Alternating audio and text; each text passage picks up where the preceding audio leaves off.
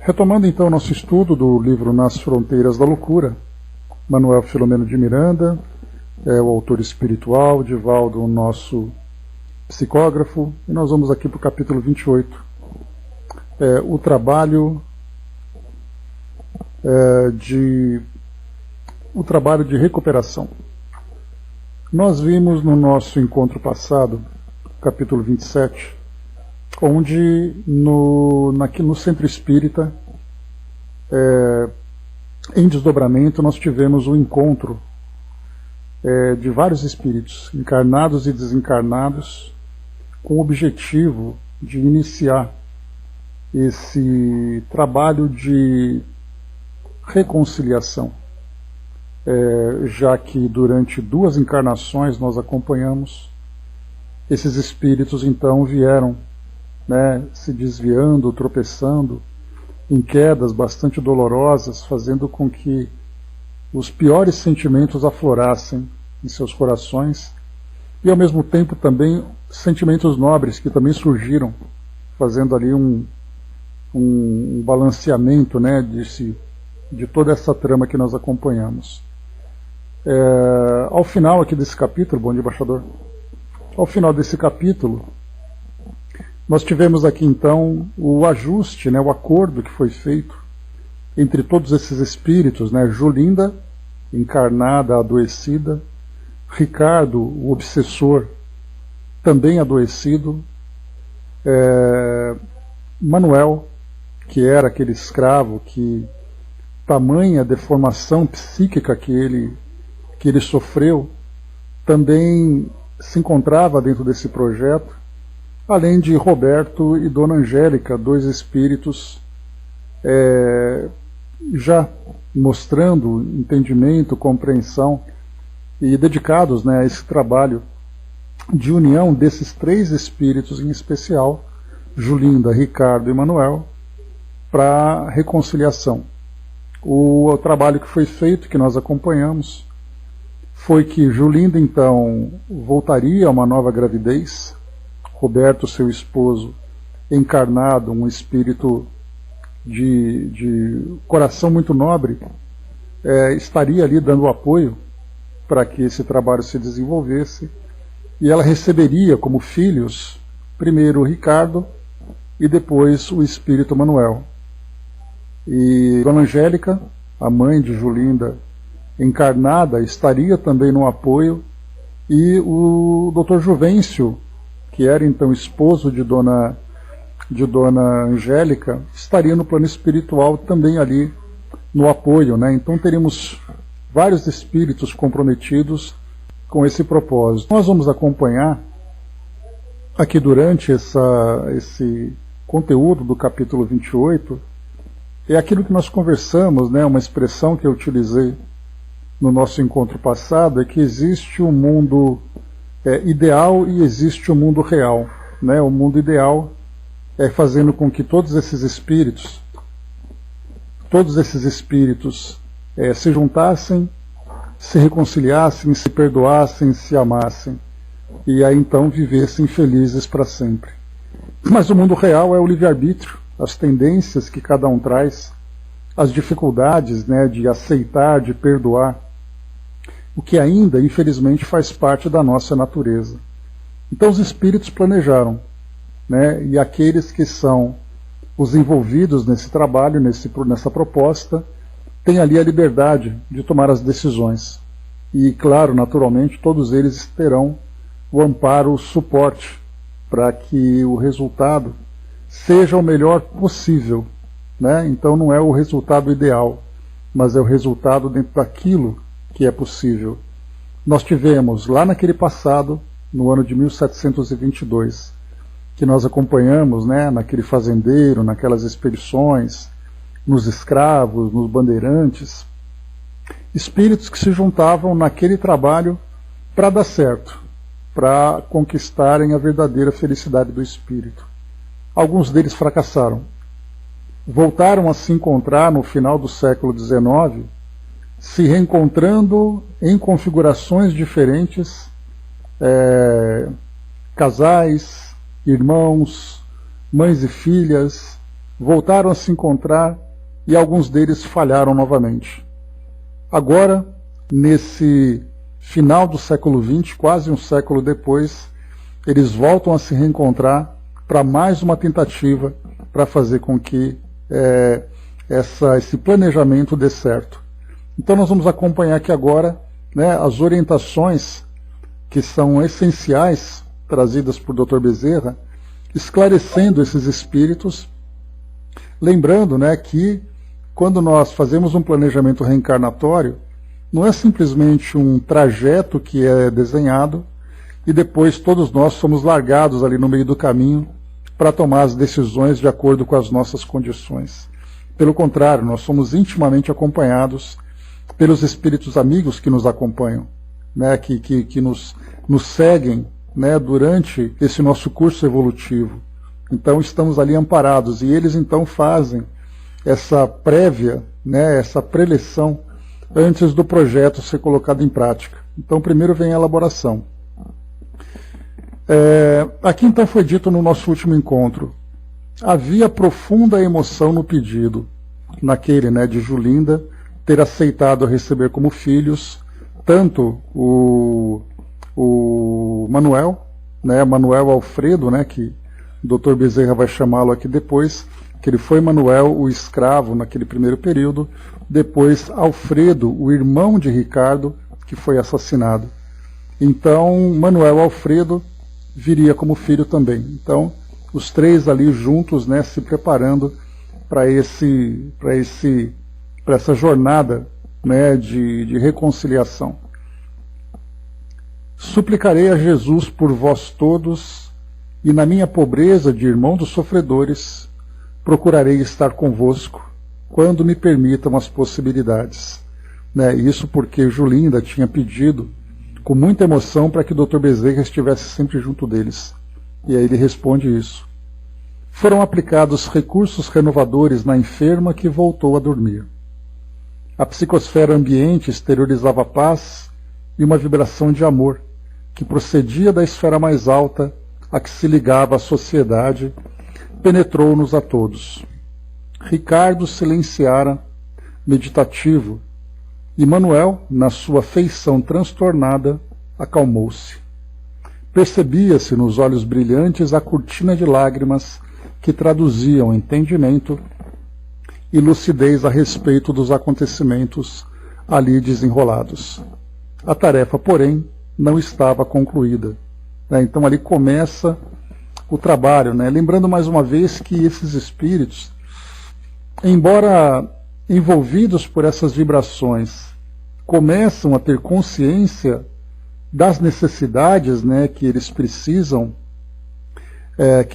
satisfazer para poder mudar essa condição de sofrimento em que eles estão. Eles trazem um endurecimento muito grande no coração, né, durante esse tempo todo. Manuel, por exemplo, né, 200 anos de sentimento tão doloroso, embora no meio do caminho tenha tido a oportunidade de se transformar, mas não conseguiu. Ricardo da mesma forma, e Julinda também da mesma forma. Então, três espíritos que durante muito tempo vivenciaram essas dores, né, sofreram essas lesões afetivas, provocaram entre si, enfim. Então, esse encontro que eles tiveram foi o planejamento. Veremos aqui agora, nesse capítulo 28, os trabalhos de recuperação, como isso então vai se desenrolar, e isso vai trazer para nós também, inclusive, uma ideia, né, de como foi o nosso próprio planejamento reencarnatório para estarmos aqui hoje. Quem foram os espíritos, né, que participaram desse projeto? Quem são aqueles espíritos que reencarnaram entre nós, fazendo parte do nosso círculo mais íntimo? Quais foram as experiências que foram elaboradas para que a gente pudesse vivenciar, através de muito trabalho, muito esforço e também muitas lágrimas, né, para que a gente pudesse alcançar esse estado, né, de mais felicidade dentro da nossa condição. Então nós veremos aqui, né, dentro desse planejamento, algo que também nos envolveu e que nos envolve a todos aqui como encarnados. E desencarnados também, né, porque há aqueles que estão com o projeto em andamento e há aqueles que estão com o projeto em planejamento. Né? Então temos ali todos nós, nas mais variadas posições, mas todos no mesmo caminho. Vamos lá. Os trabalhos de recuperação. Dr. Bezerra cercou-se novamente de Ricardo e elucidou. Quando planejaste o renascimento na condição de filho da nossa Julinda, pensavas num desforço. Então já começa aqui dizendo que quando Ricardo aceitou a proposta de ser filho de Julinda, e ele acabou sendo abortado no meio da gestação, na verdade a intenção dele era exatamente a vingança. Porque ele era obcecado por Julinda desde a época em que ela era a esposa dele, lá na fazenda, quando ele era um senhor de escravos. E aí depois, na outra encarnação, ela se casou com Alfredo, que seria o irmão dele, e ele executou, assassinou o irmão para poder ficar com ela, e ela foi então sentindo cada vez mais aquela rejeição, aquela indiferença por ele. Na verdade, nem indiferença, era um sentimento de ódio já muito vivo, muito patente. E aí então, quando ele aceitou essa reencarnação, vindo como filho dela, na verdade a intenção dele já era vingança, pela obsessão que ele tinha por ela, um espírito obcecado por aquele sentimento doentio que ele ainda cultivava. E aí nós vamos perceber que até mesmo isso é falado de uma forma bem interessante, o Dr. Ricardo de Bernardi, lá no livro Gestação, Sublime Intercâmbio, ele comenta exatamente alguns detalhes sobre a incompatibilidade vibracional que existe entre a mãe ou o pai e o filho que vem reencarnando, filho ou filha. Então, pelo fato de haver ali um estreitamento muito grande no campo vibratório desses espíritos, há uma transmissão de pensamentos e de sentimentos também de uma forma muito intensa. Então, Ricardo reencarnando, trazendo o sentimento de vingança, é muito natural que Julinda percebesse isso, como se já não bastasse a própria antipatia que ela alimentava por ele. Então vamos lá. Naturalmente que ela assinalava o teu pensamento e temia, preferindo um crime à oportunidade de padecer-te a ira, sem dar-se conta de que a vida, na sua indestrutibilidade, muda as cenas e as personagens de situação, sem que se modifique a realidade de cada qual. Então aqui ele comenta que ela preferiu destruir esse planejamento que foi feito do que sofrer a vingança que ele alimentava no seu pensamento, lembrando que inconscientemente esses sentimentos iam sendo alimentados, esses pensamentos iam sendo gerados, e ela, claro, captava isso, percebendo que ela seria vítima desse espírito. Então ela optou em fazer isso para evitar o sofrimento. Só que no momento em que ela fez isso, ela acabou interrompendo algo que era muito importante, que era exatamente ali a tentativa, a proposta de reconciliação entre eles. E segue para nós. Somente quando se ama é que se altera em profundidade a paisagem do existir, porquanto o ódio apenas piora o quadro emocional, sem que se transforme o panorama interior da criatura.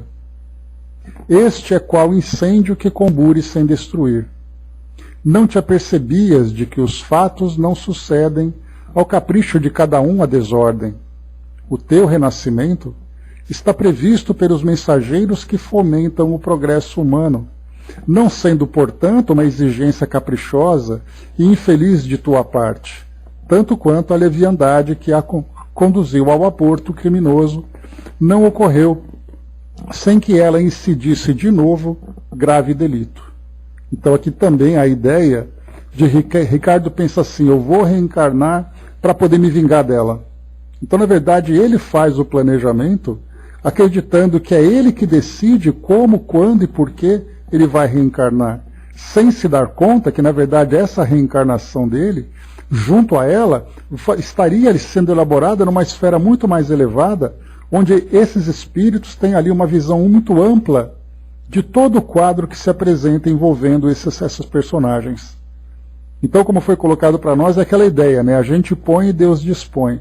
Então, na verdade, Deus toma as decisões de acordo com suas leis e as necessidades de cada um, e nós, na nossa ignorância, na nossa limitação, acreditamos que isso vai satisfazer aos nossos interesses.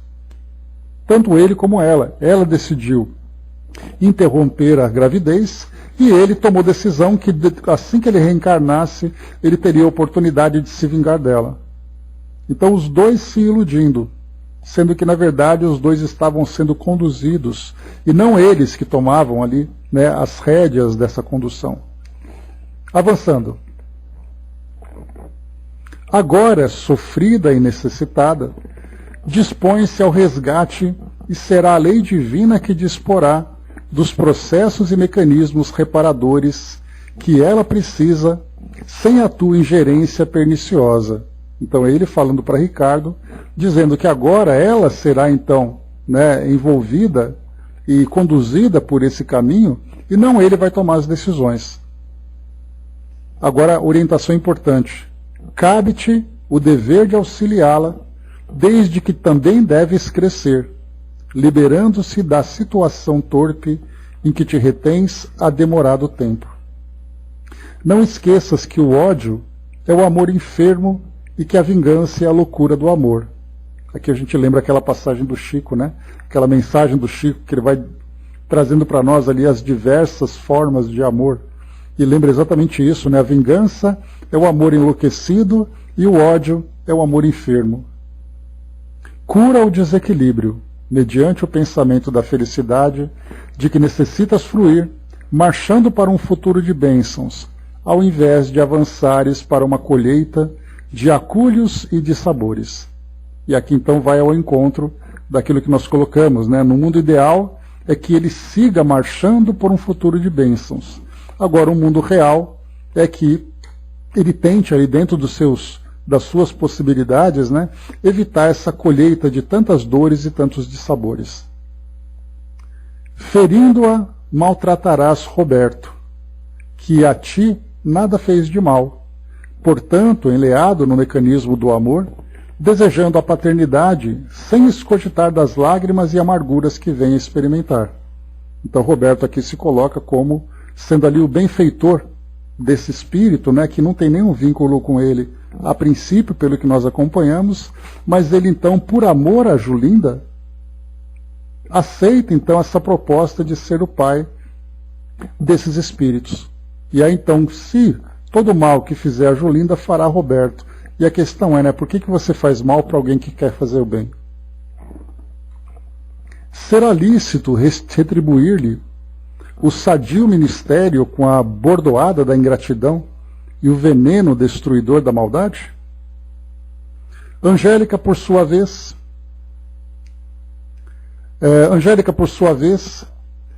que te padeceu a sanha perseguidora, Angélica, a mãe encarnada de Julinda, né? Perdoando-te, abre-te os braços acolhedores e afetuosos. Será justo feri-la por desejar-te a redenção? Diante dela, onde a tua inocência? Sob a sua custódia, em que te sentes isento de culpa? Ela poderia ter resvalado na mesma condição de Manuel, porém perdoou-te. Aqui só para lembrar, a Angélica, ela era naquele passado, né? Lembrando então que nós tínhamos o Antônio José, que era o fazendeiro, que agora é o Ricardo. Nós tínhamos Julinda, que era a esposa desse fazendeiro. E nós tínhamos o Manuel e tínhamos a Dona Angélica, que era um casal de escravos. Esses dois espíritos, ele então foi assassinado, né? Na verdade foi ali castigado, né? Com as dores ali da época da escravidão.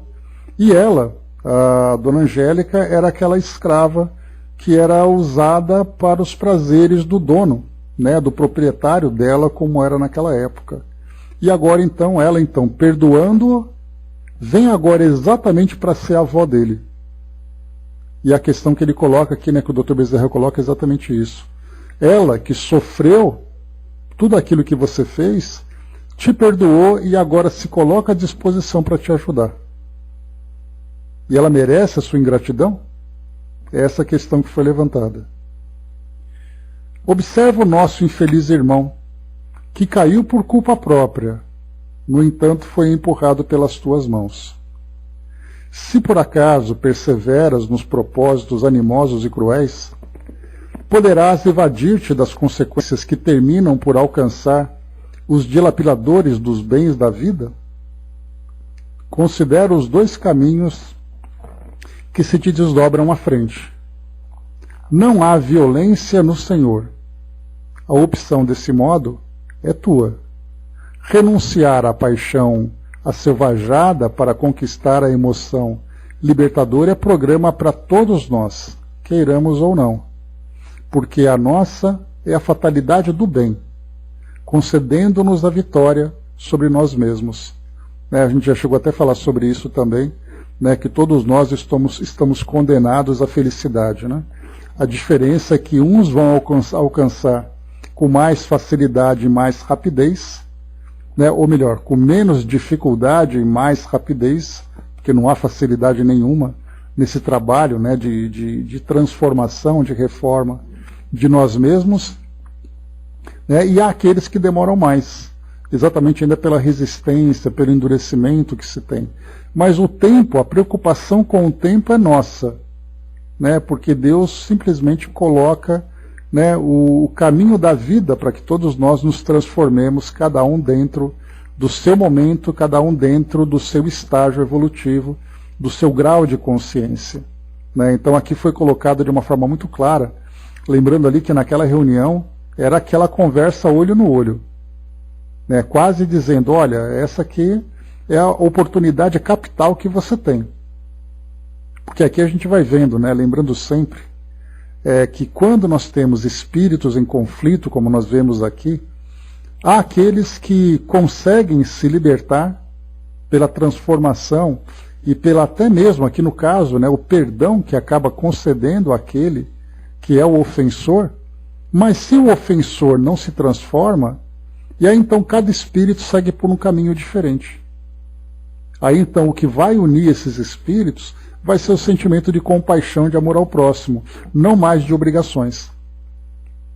Então aqui Dona Angélica, por exemplo, ela está junto da filha por amor, porque lembrando que hoje nós temos Dona Angélica é a mãe e Julinda é a filha. Lá naquele passado, Julinda era a esposa do fazendeiro e a Dona Angélica era a escrava. E ela foi tratada com compaixão por aquela que era a senhora. Por isso hoje então os papéis se invertem, sendo que Dona Angélica agora que é a benfeitora dela. Mas ela está ali por opção, não por obrigação. Embora tenhamos ali um vínculo entre todos eles, mas percebe-se que o fato dela ter se desprendido dessa, vamos colocar, dessa prisão moral, essa prisão afetiva que une todos, ela tem a liberdade de escolher e ela optou estar ali dentro, estar ali perto deles, assim como o Roberto também. Então, quer dizer, cada um pode seguir um caminho diferente, mas aquele que erra, ele continua preso ainda naquele caminho. E se ele não vai sofrer com aquele espírito, ele vai sofrer com outro, porque na verdade ele está preso pela própria consciência, ele não está preso a outra pessoa. Vamos lá. Não esperes, porém, um roteiro de flores e alegrias. Afinal, o maior devedor és tu, sem que todavia te desejemos julgar os atos passados. E aqui um ponto importante, porque ele foi o pivô das dores desse grupo durante essas duas últimas encarnações. Era sempre ele que provocava, e aqui foi colocado claro. Não é simplesmente uma questão de julgar você, porque você é o culpado, você é o malvado. Mas é uma questão óbvia. É uma questão de analisar ali quais exatamente ali os pontos frágeis daquela relação entre todos eles, qual era o ponto de desequilíbrio, e Ricardo, nesse caso, era aquele que era então o pivô disso tudo. Bom dia, soldado. E continua para nós. Como estamos no trânsito das conquistas humanas para as futuras aquisições angélicas, é-nos lícito examinar os acontecimentos e logicar com eles. Então quer dizer assim, estamos analisando logicamente e vemos que infelizmente foi você o responsável por tudo isso. Embora cada um ele tivesse também a possibilidade de fazer escolhas diferentes. E aqui foi bem interessante como o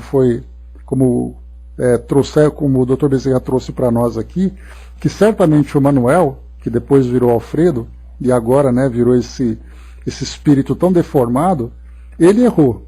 A culpa é dele, porque ele poderia ter tomado decisões diferentes. Mas o Ricardo teve responsabilidade porque foi assim. Ele caiu, ele errou por ter escolhido, né, esse caminho, mas foi Ricardo que o empurrou para que ele tomasse esse tombo, para que ele caísse, sofresse essa queda. Então por isso a gente começa então, a analisar friamente quem são as personagens e qual a responsabilidade que cada um tem. E aí então no caso, né, a lei de causa e efeito vai envolver a todos, fazendo com que cada um responda perante a própria consciência pelos atos que praticaram. E continua. Além disso, não nos podemos esquecer de Manuel, 2 vezes seguidas vitimado pelas circunstâncias que te envolvem. Ele tem urgente necessidade de renascer, quiçá mais imediata do que tu. Virá o corpo, no entanto, mais tarde,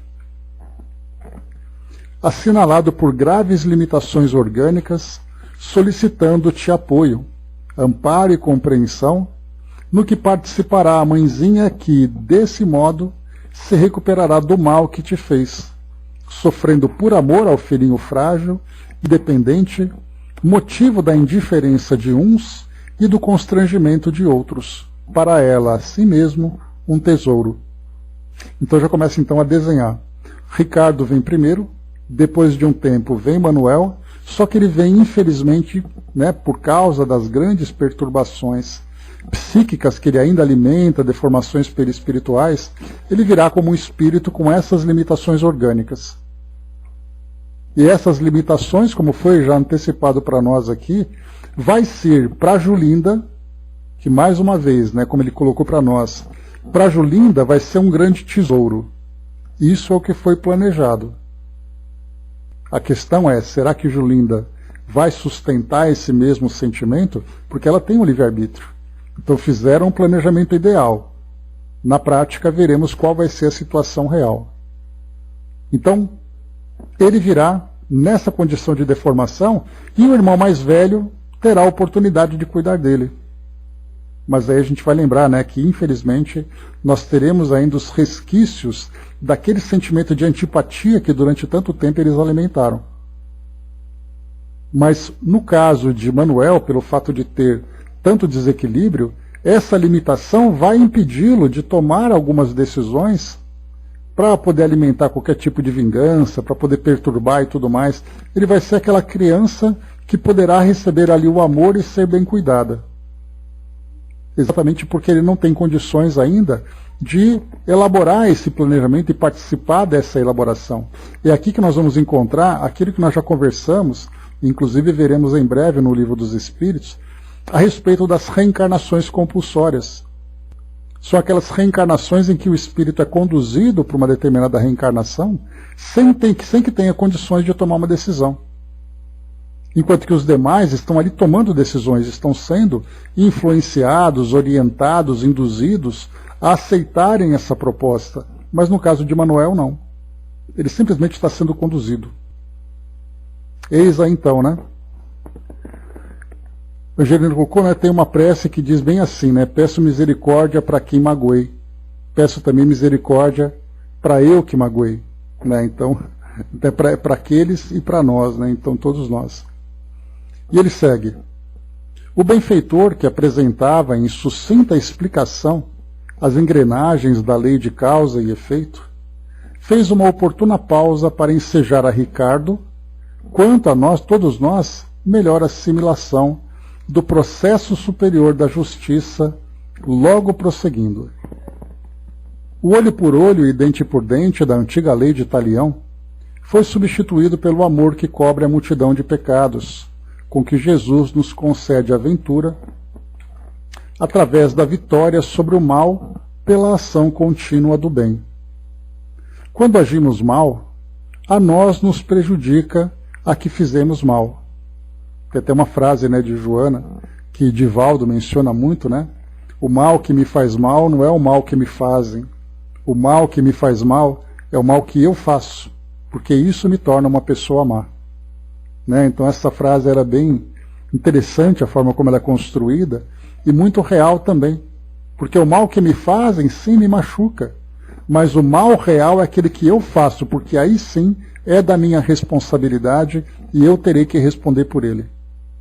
O mal que me fazem é aquele que pratica, que tem a responsabilidade, a incumbência de se resolver perante a lei de causa e efeito, perante as leis divinas.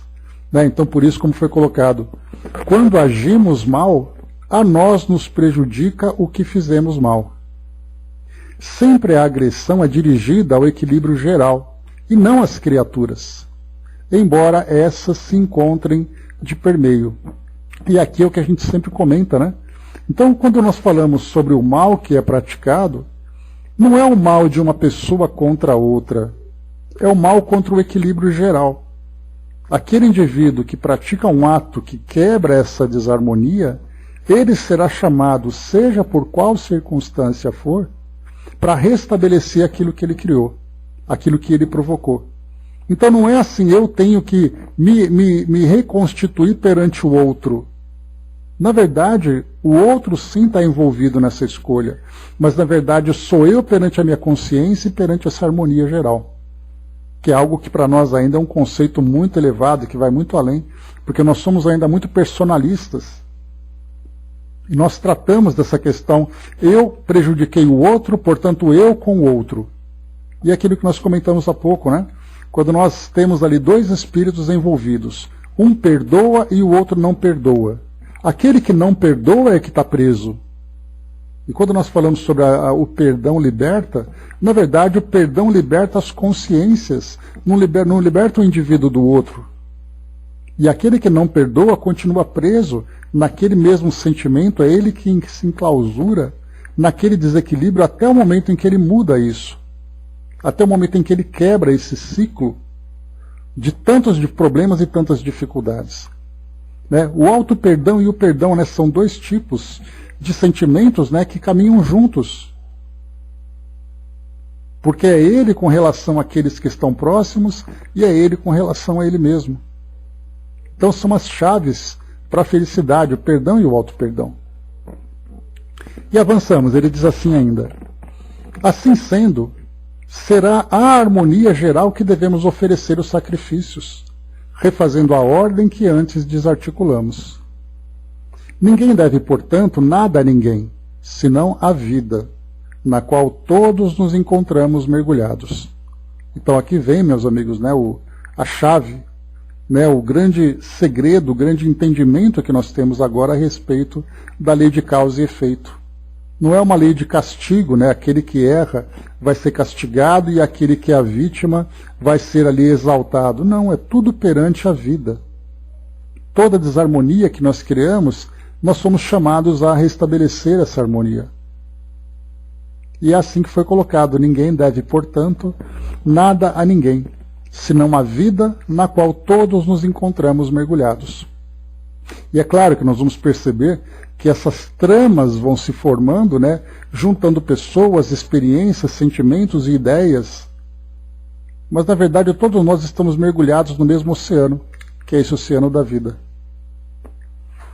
Por fim, diz aqui o Dr. Bezerra para Ricardo, verás Dona Angélica e Roberto envolvidos no programa desses sofrimentos. O amor deles, porém, fará que menores sejam as suas dores, por consequência, ressarcindo no afeto diferenças antigas do equilíbrio comportamental. Tinha sido dito anteriormente que não seria um caminho fácil, seria um caminho muito difícil, um caminho de muito sacrifício e de muito sofrimento, mas que o objetivo maior seria exatamente a libertação de todos e ali o início, ou pelo menos o início da liberdade e o início da construção da felicidade para todos. E para isso eles receberiam então esse apoio. O amor deles fará que menores sejam as suas dores. Então Ricardo vai ser esse espírito, embora venha ali com a maior cota da dívida, ele seja um espírito muito amado.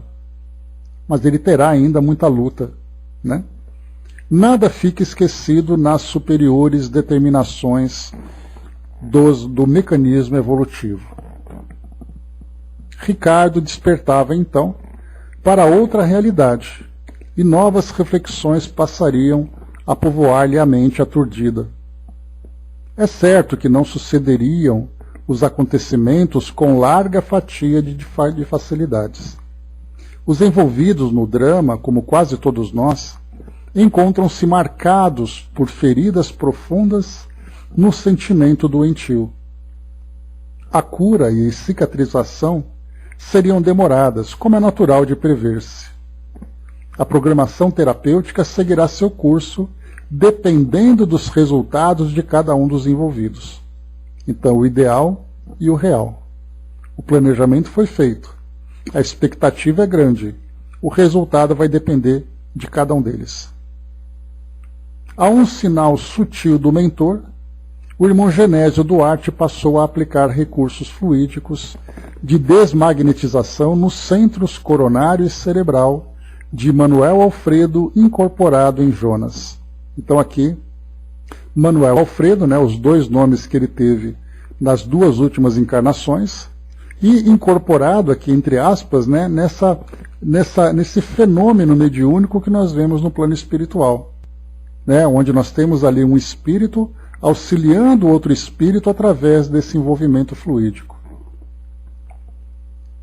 Aqueles largos minutos de intercâmbio psíquico e perispiritual com o médium beneficiaram expressivamente o irmão, de forma alterada. Então a gente vai lembrar aqui da deformação perispiritual que ele tinha sofrido durante esse período todo, não somente pelo próprio sentimento que ele cultivava, aquele sentimento de ódio, né, que fez com que ele se desequilibrasse dessa forma tão profunda, mas pela própria hipnose que ele sofreu sendo envolvido por aqueles espíritos do plano espiritual, fazendo com que ele chegasse, né, nesse estágio de zoantropia, de deformação perispiritual, trazendo características animalescas. Então essa união com o médium Jonas, né, esse que era encarnado, ele estava em desdobramento, auxiliando nesse processo, o fato desse espírito estar em contato com ele trouxe grandes benefícios. O início, né, principalmente ali, fazendo com que ele primeiro sofresse, né, a gente já conversou sobre isso, o próprio Ricardo foi beneficiado quando ele então, naquela reunião mediúnica, nos trabalhos do Centro Espírita Físico, ele teve contato com o médium, então o choque anímico fez com que ele então tivesse, né, primeiro, as impressões de novos sentimentos e novas vibrações, né, e também fluidos diferenciados que começaram a envolvê-lo, fazendo com que ele então se acalmasse e começasse a ter, né, embora ele continuasse com aquele sentimento de revolta, mas ele começasse a sentir uma psicosfera diferente, né, ou seja, um ambiente criado por uma mente diferenciada, fora daquele que ele durante tanto tempo cultivou. E agora, no plano espiritual, esse espírito, Manuel Alfredo, né, que nós vamos chamar aqui, né, ele também começa a sentir esse choque anímico. Embora estivesse ali em pleno desequilíbrio, e muitas vezes até sem tanta lucidez, para poder processar tudo aquilo que estava acontecendo, mas as vibrações, o ambiente que o envolvia já trazia ali os seus efeitos. E ele continua. Ajustado ao molde humano do companheiro encarnado e assimilando as energias benéficas do ambiente, passadas as reações mais fortes das evocações dos acontecimentos pretéritos, modificaram-se-lhe um tanto o aspecto e a agitação incontrolada, diminuindo ao mesmo tempo a ferocidade acumulada e as densas vibrações da auto-hipnose, bem como das induções negativas de que o mesmo fora vítima durante anos. O contágio do bem é de eficiência imediata, por isso que a vida resulta de um ato de amor do nosso Pai. Né? Então aqui, para nós, né, José Santos, bom dia. Então aqui como nós vemos então, o estado dele, a condição em que ele se encontrava, né, do modo como ele se apresentou, quando ele foi trazido para aquela reunião, nós vimos ali toda a ferocidade com que ele se apresentou. Aquela característica selvagem, né, principalmente quando ele se deparou com aquele que tinha sido o seu algoz naquelas duas últimas encarnações. E agora, com esse contato com essa psicosfera, com esses fluidos, com essas ideias diferenciadas e com o próprio ambiente que o envolvia, ele começava então a modificar isso tudo. E 2 pontos importantes aqui. É colocado para nós, primeiro, das densas vibrações da auto-hipnose. Então a monoideia que ele cultivava, que era exatamente ali o ódio, a vingança, o ódio, a vingança, o ódio, a vingança, então ele estava fixo naquele pensamento. Depois também ainda tinham as induções negativas que ele foi vítima durante tanto tempo. Que ele foi ali vítima daquele grupo de espíritos naquela esfera inferior. E aí então foi colocado para nós aqui o contágio do bem é de eficiência imediata. Então ele rapidamente já começou a sentir os seus efeitos. À medida que eram dispersas as energias perniciosas que se encontravam fixadas no centro cerebral do sofredor, aqui exatamente porque, né, o pensamento que ele cultivava fazia com que esse centro cerebral fosse ali o centro mais ativo, assim como nós temos, né, nós chegamos até a estudar com o André Luiz sobre os centros energéticos do nosso corpo, e aí foi colocando para nós ali que cada um vai trazendo, né, uma concentração, dependendo do seu estado mental, dependendo das suas tendências. No caso dele aqui era aquele pensamento fixo, portanto, o centro cerebral era aquele mais ativo. Então, à medida que eram dispersas as energias perniciosas que se encontravam fixadas no centro cerebral do sofredor, víamos deslindar-se um fio negro de substância pegajosa que emanava um odor desagradável. Simultaneamente exteriorizavam-se do centro coronário ondas vibratórias sucessivas que se diluíam à medida que abandonavam o fulcro emissor. Quando fala em centro coronário, nós vamos lembrar da corona, né, da coroa, ou seja, do alto da cabeça. Então ali também energias começavam a se dissipar, juntamente com o centro cerebral, à medida em que aquelas aplicações de passe iam substituindo aquelas que estavam concentradas.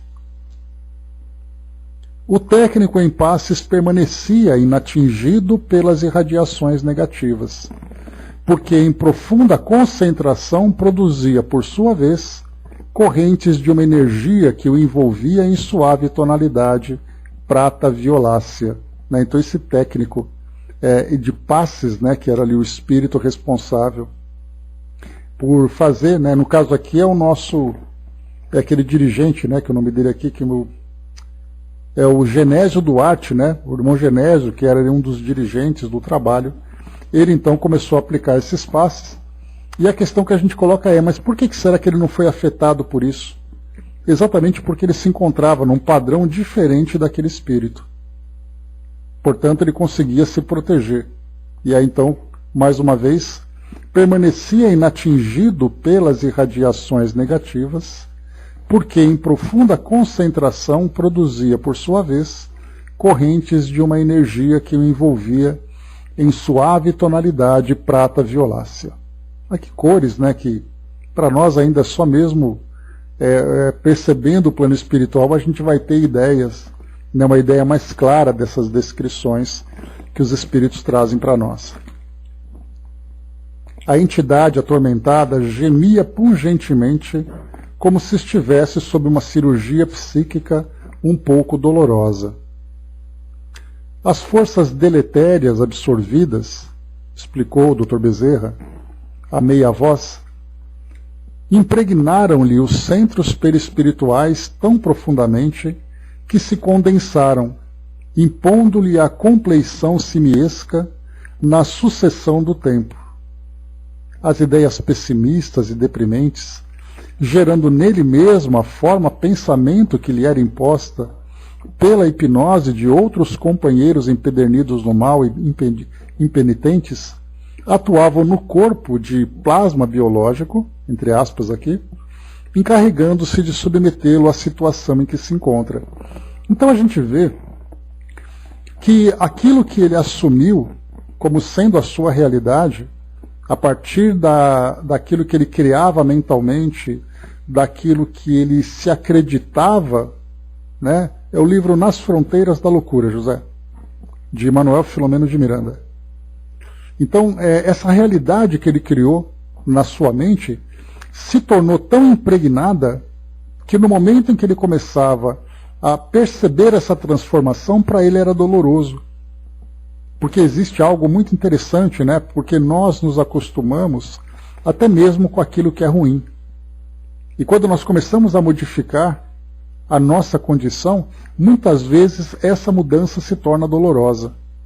E é o que nós vemos aqui nessa realidade que ele está mostrando. E ele diz assim ainda: atuando-se em sentido oposto, através de movimentos contrários, rítmicos, circulares, da direita para a esquerda, sob comando mental bem dirigido, podem-se extrair as fixações que se condensam, liberando o paciente da poderosa constrição que o submete. Aqui o Dr. Bezerra faz uma descrição de uma técnica de passe no plano espiritual, que a gente não vai entrar no mérito, porque isso foge completamente da nossa compreensão e do entendimento, né, da forma como isso acontece. Mas ele fez aqui apenas uma descrição, né, no trabalho de dissipação dessas energias. Mesmo nesse caso, estamos diante de uma forma de obsessão por subjugação deformadora. Então vejamos, né, quando a gente estuda no livro dos médiuns, né, os 3 tipos de obsessão, né, além, claro, né, da própria possessão, aquele caso final, em que nós temos uma obsessão simples, temos ali a fascinação e a subjugação, que é o caso mais grave. Aqui no caso do plano espiritual, nós temos aqui uma subjugação deformadora. Porque não é apenas subjugar aquele espírito, mas é induzir nele mentalmente uma ideia que ele absorve e concretiza, que é exatamente ali a mudança da sua própria condição perispiritual. E ele segue: os fenômenos de licantropia, que também vem sendo descrito em muitas obras, né? E de zoantropia e de monoideísmos diversos, produzem a degenerescência da harmonia molecular do perispírito, que aprisiona a vítima a mentes mais poderosas, conhecedoras do mecanismo da evolução, embora profundamente vinculadas ao mal. Sucede que as inteligências cultivadas, que se esquecem de Deus e do amor, simbolizadas na fixação do anjo caído, entre aspas, se assoberbecem e pensam poder atuar na condição de pequenos deuses. Né? Então a gente viu muito isso, né, de vários relatos de espíritos que no plano espiritual assumem tal ideia, né, de um poder que eles se atribuem, que se colocam realmente na condição de deuses. Aqui deuses com letra minúscula naturalmente, sem se darem conta que eles próprios, inconscientemente, são também dirigidos por mentes superiores. Tornam-se entidades infinitamente infelizes, que pululam nas regiões inferiores do planeta, atribuindo-se o controle de muitas vidas que delas, infelizmente, necessitam, assenhorando-se-lhes da condução mental e interferindo no seu comportamento. São de transitório poder, certamente, mas, por enquanto, de resultados muito prejudiciais à economia moral e espiritual do homem e do planeta. E aqui ele faz uma referência nesse relato, né, sobre a condição desses espíritos, quando nós estudamos o livro Nos Bastidores da Obsessão, quando se falava sobre aquela região do anfiteatro, em que Dr. Teofrastos era um dos responsáveis, né, era ali um dos grandes líderes daquele grupo. Né? Então, era aquela comunidade no plano espiritual, como nós vimos também no próprio livro Libertação, quando André Luiz, então, né, naquela expedição, encontrou o Gregório, aquele espírito que também se colocava na condição de um grande líder daquela comunidade nos planos inferiores. Então, na verdade, ali é temporário aquele poder, aqueles espíritos estão ali naquela condição por razões, por situações que nós desconhecemos, porque nós somos muito práticos, né? Basta você tirar aquele indivíduo de lá encarcerá-lo para sempre e pronto, resolvido o problema. Mas não é assim que no plano espiritual as coisas se resolvem. A gente é muito prático aqui no nosso mundo físico, tomando essas decisões, né, da mesma forma que, no caso que acontece na nossa sociedade, por exemplo, vemos ali um indivíduo que pratica um crime, é muito mais fácil para nós retirar esse indivíduo e encarcerá-lo até o fim da vida dele, para deixar a sociedade em paz, do que a gente trabalhar pela sua reabilitação.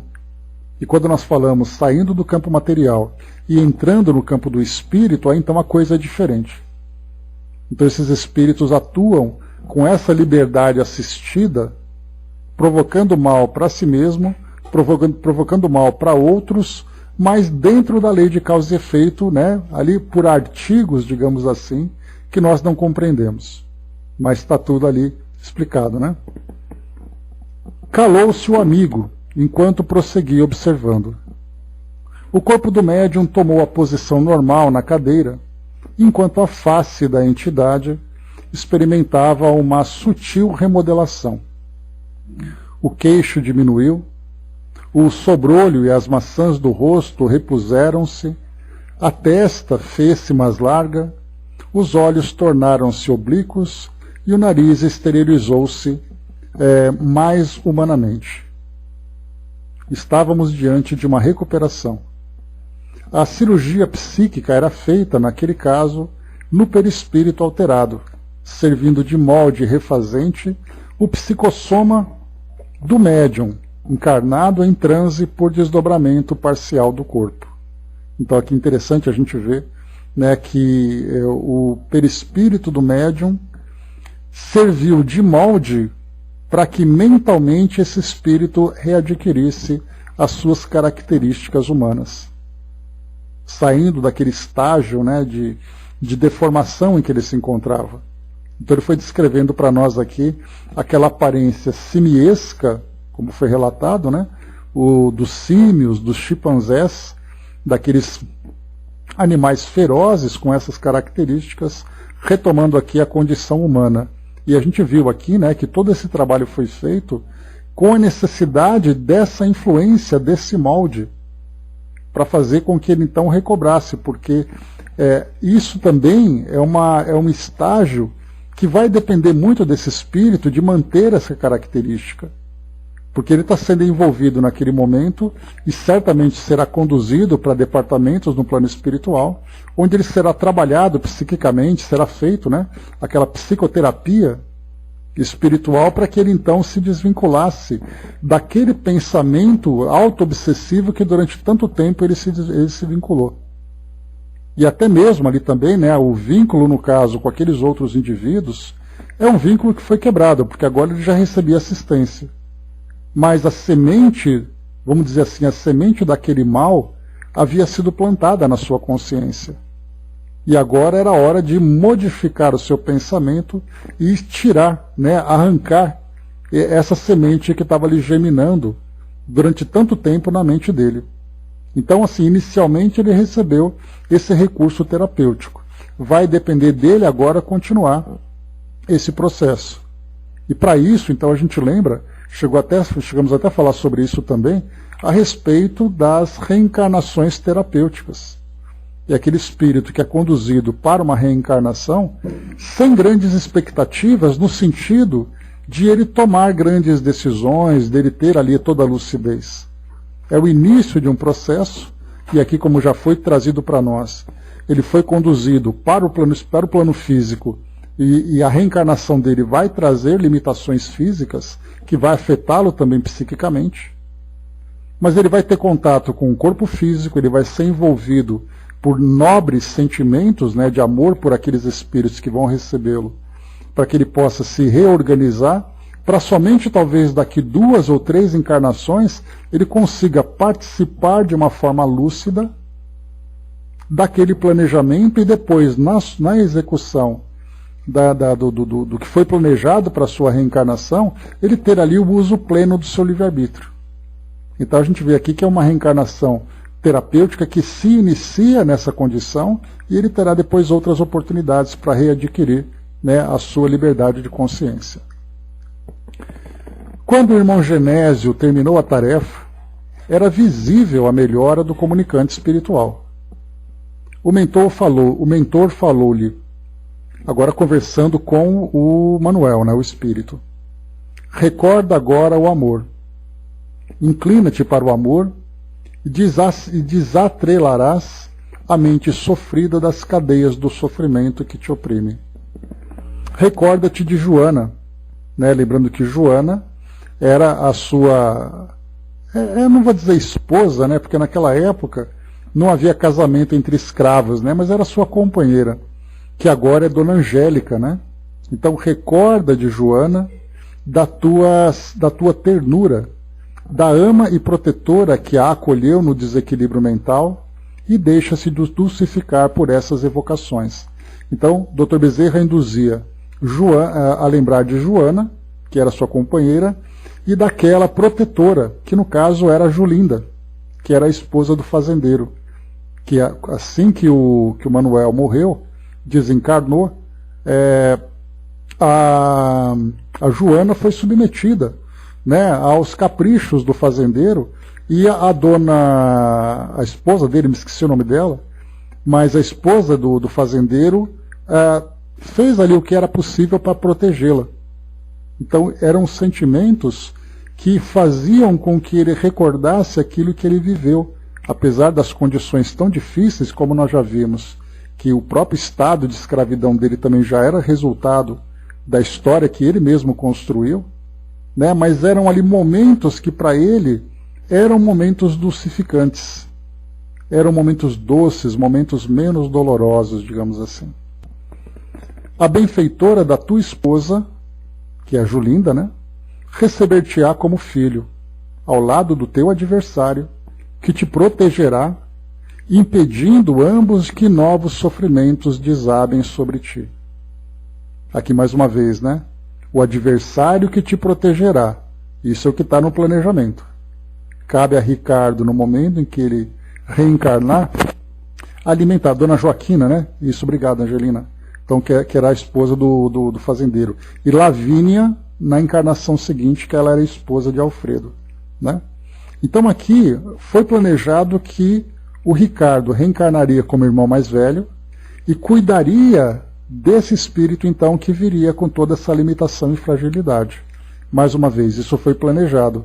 Caberia agora ao Ricardo colocar em prática, né, esse sentimento transformado para buscar essa reaproximação e a reconstrução dos sentimentos de ambos. E ele segue o Dr. Bezerra. As tuas dores os sensibilizarão e eles serão a tua força e coragem para a luta. E as dores que foram colocadas aqui exatamente pela própria condição reencarnatória que ele virá. Será, porém, necessário que te entregues a eles, sem receios, na certeza do triunfo que virá beneficiar a todos mais tarde. Então o Dr. Bezerra instigando nele a confiança, para que ele então aceite de bom grado aquilo que será oferecido. Julinda aceitou essa proposta, Dona Angélica aceitou essa proposta, Roberto aceitou e Ricardo também aqui se colocando, né, como esse espírito que vai se dedicar a essa tarefa. E aí então, né, se abra para eles. Esquece o mal. Desliga a tomada da corrente do ódio e pensa na energia da gratidão. Não sofreste o golpe da escravidão sem a presença da culpa. Não passaste pela traição do familiar sem que estivesse em curso no processo do sofrimento. Houvesses procurado entender e seria diferente a situação. Serias tu quem agora auxiliaria. Preferiste, porém, a rampa da queda, a escada da ascensão. Sobe agora aceitando as mãos que se te dirigem em socorro e eleva-te. Percebendo as indagações mudas do sofredor, impossibilitado de falar pelas razões óbvias, Dr. Bezerra esclareceu, lembrando que a deformação dele era tão grande que ele não tinha nem condições de se comunicar. E é isso que vai refletir na sua reencarnação. Dr. Bezerra então esclareceu. A nossa Joana aqui está conosco. ser-te-á avó desvelada. Então imagina, né, dois espíritos que eram companheiros no passado, imagina a dedicação que essa avó vai ter com esse neto, né? Nos últimos anos do corpo cuidará de ti, acompanhando e estimulando o teu crescimento para Deus. A reencarnação sublima os laços do afeto, ampliando a dimensão do amor, que deixa de ser a escravidão pelo desejo, a fim de transformar-se na libertação pela felicidade. O irmão Juvencio compreendeu que lhe chegava o momento de conduzir a senhora Angélica a aproximá-la de Manuel Alfredo. A dama gentil, sensibilizada, apesar de não compreender tudo o que lhe acontecia à volta, em razão dos atavismos religiosos que lhe eram peculiares e da circunstância de estar na carne, acercou-se sob a ação mental do esposo e do benfeitor e abraçou o antigo marido incorporado em Jonas. Lembrando que Dona Angélica, ela era católica, né? Então, lembrando que lá no começo, no primeiro capítulo, era aquela senhora que estava ali no leito da filha, ao lado do leito da filha, fazendo uma prece para que o Dr. Bezerra, um espírito de quem falavam, que pudesse ajudá-la naquele processo tão doloroso que a filha vivia, naquela depressão tão profunda, resultado daquela obsessão. Então, como se não bastassem esses atavismos religiosos, que dizia que o mundo espiritual é diferente, céu, inferno, purgatório, anjos e demônios, que não é possível se comunicar com espíritos e tal, que ela acreditava nisso. E, ao mesmo tempo, pelo fato de estar encarnada em desdobramento, fez com que ela então perdesse, né, um pouco da lucidez do que acontecia. Mas ela estava aqui sendo, né, amorosamente conduzida pelo então esposo desencarnado, né, fazendo com que ela então se beneficiasse daquele momento tão importante, né, de reunião daqueles espíritos. E aí então abraçando o antigo marido, que era então ali o escravo na época, incorporado em Jonas, né, envolvido pelos fluidos, né, pelo perispírito dele. O espírito sentiu o amplexo afetuoso e comoveu-se, arfando e chorando copiosamente. Enlaçou-a, por sua vez, a princípio com timidez, para depois estreitá-la com ternura imensa, no gesto algo canhestro.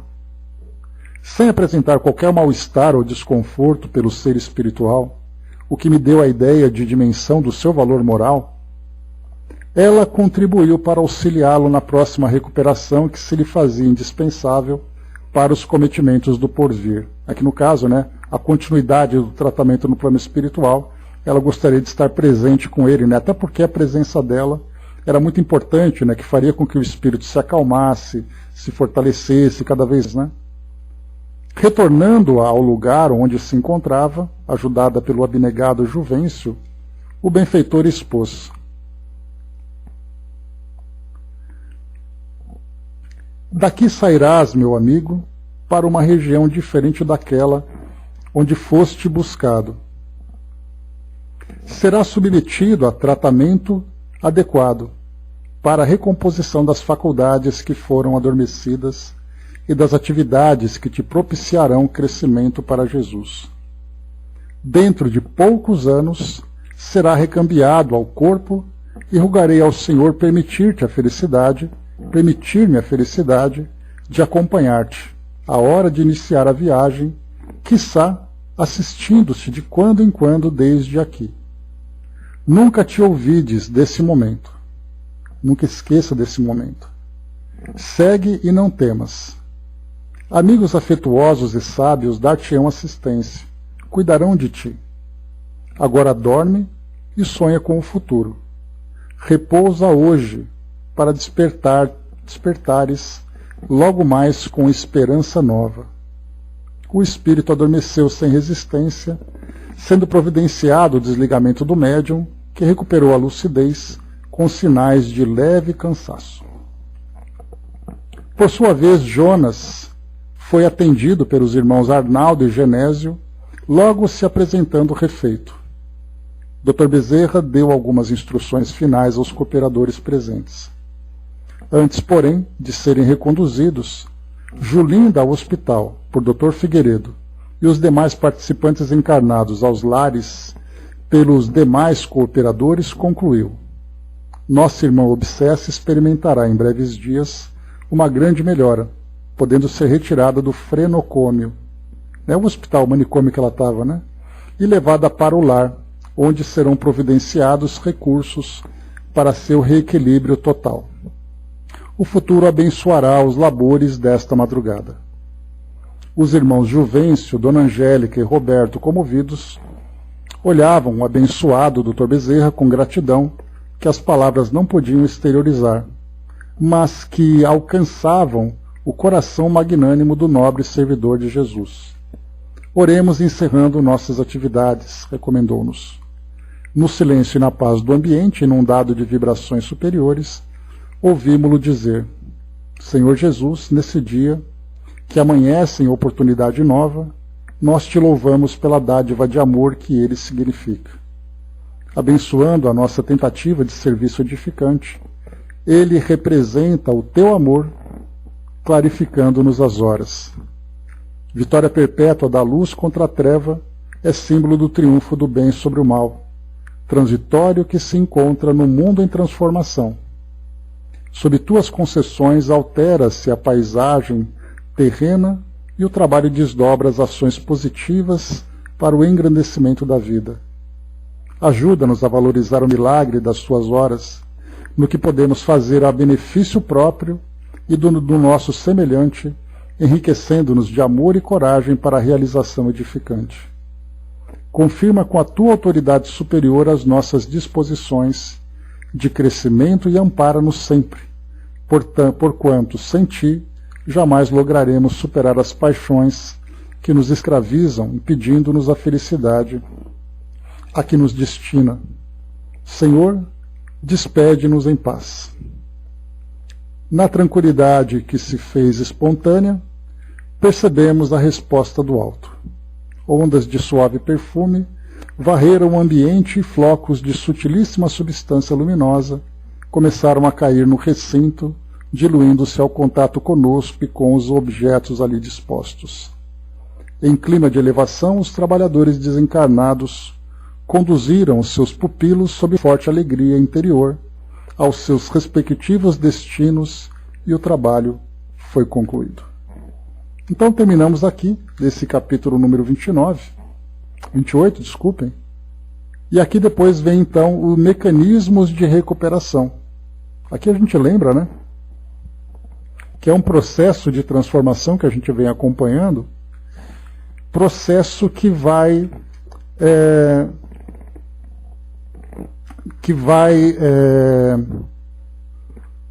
ser trabalhado agora também no plano espiritual e no plano físico, né? Então, para os dois, nos dois planos.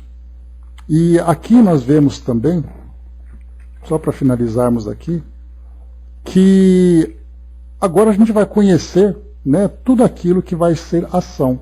E um detalhe interessante é que se antes nós acompanhávamos aqueles pequenos eventos que aconteciam, aquelas ocorrências que aconteciam durante o carnaval, agora nós encontramos ali o foco principal naquela situação que nós estamos acompanhando, né, que é exatamente ali a trama principal nas fronteiras da loucura, que nós vimos ali que na verdade a loucura, né,